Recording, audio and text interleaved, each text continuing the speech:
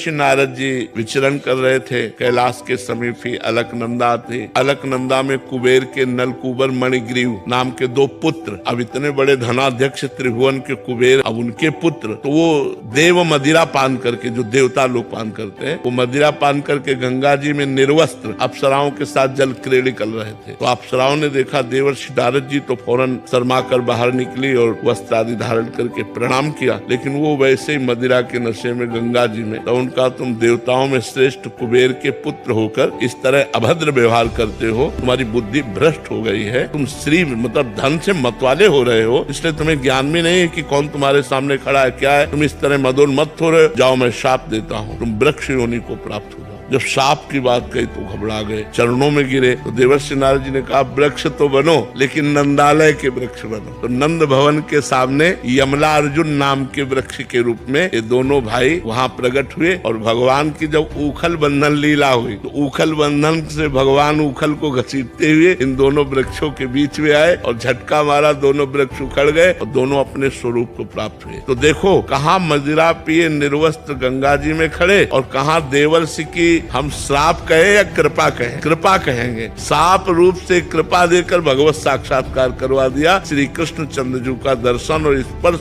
प्राप्त हुआ नलकूबर मणिग्रीव को, और पुनः अपने स्वरूप को प्राप्त हुए।